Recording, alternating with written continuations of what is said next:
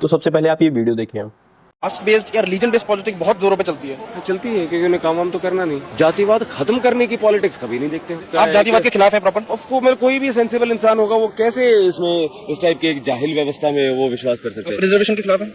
अरे यार, रिजर्वेशन जातिवाद के खिलाफ है, रिजर्वेशन कोई जातिवाद नहीं है। बस होने चाहिए। कास्ट बेस्ड रिजर्वेशन होना चाहिए या फिर कंडीशन बेस्ड रिजर्वेशन होना चाहिए? मैं कास्ट बेस्ड और कंडीशन बेस्ड इसलिए कह रहा हूँ, जैसे कि मैंने सोनम वांगचुक जी का एक इंटरव्यू देखा था, उसमें कह रहे थे पेपर लीक होते हैं, तो पेपर लीक होने के बाद जो डॉक्टर्स बनते हैं बेसिकली वो अनपढ़ लोग, उनके माँ बाप पैसे देके खरीद लेते हैं पेपर को, और वो डॉक्टर कैसा इलाज करेंगे किसी का। तो मेरा आपसे क्वेश्चन ये है, जैसे रिजर्वेशन होते हैं अगर कास्ट बेस्ड होते हैं तो ऐसी जॉब से जहाँ पे डायरेक्ट इंसान की लाइफ इन्वॉल्व है, लाइक मेडिकल हो गया, इंजीनियरिंग हो गई, वहाँ पे आप ये चाहेंगे ना आपका बेस्ट डॉक्टर इलाज करे। आप ये तो नहीं चाहेंगे कि वहाँ पे रिजर्वेशन बेस लेके वहाँ पे कोई आपसे कम पढ़ा लिखा आ जाए। आपको नहीं लगता कि रिजर्वेशन उस जगह होना चाहिए जहाँ पे जैसे हम लोको पायलट बना सकते हैं, स्किल बेस्ड काम हो? देखो, ये ना मनुवादियों ने एक बहुत ज्यादा प्रोपेगेंडा फैला दिया। आप सभी लोग इस इंसान को जान रहे होंगे, इनके बारे में आपने सुना होगा भगवान राम के प्रति इन्होंने क्या बोला था, और प्रेमानंद महाराज जी के लिए इन्होंने क्या बोला था, और इनकी शब्दों में, बातों में कभी कभी बीच बीच में मनुवादिता, ये सारी चीज़ें आती रहती हैं। ये बात करते हैं कास्टिज्म पे, जातिवाद पे बेसिकली, और सबसे ज़्यादा जातिवाद फैलाने वाले यही लोग होते हैं।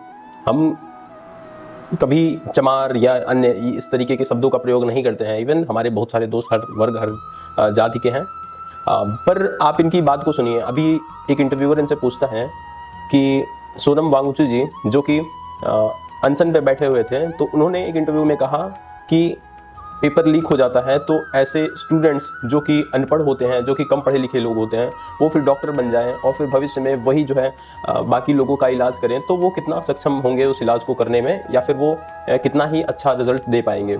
तो इस वजह से वो जो है धरने पे बैठे हुए थे, वो स्टूडेंट्स के लिए बैठे हुए थे। आप देखिए ये कितने सालों से ये सारी चीज़ें चली आ रही हैं कि अगर आप देखेंगे कि एक पर्टिकुलर वर्ग के लोगों के स्टूडेंट्स जो है, बच्चे जो हैं, हमेशा से रिजर्वेशन की वजह से जो है पीछे रहते हैं। रिजर्वेशन की जगह वजह से वो ज़्यादा स्किल्ड होते हैं, स्टिल उनको मौका नहीं दिया जाता कंपेयर टू वो इंसान जो कि आरक्षित वर्ग के हैं।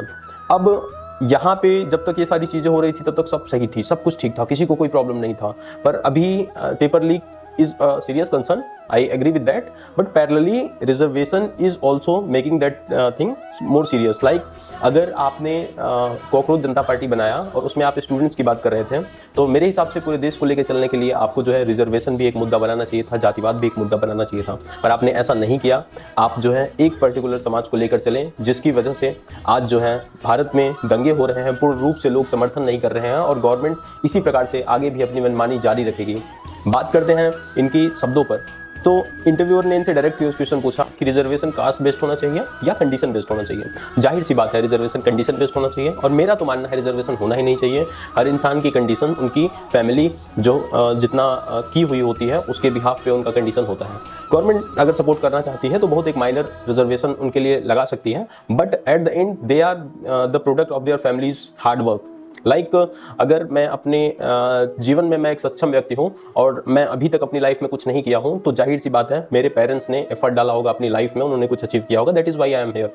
तो कहीं ना कहीं एक फेयर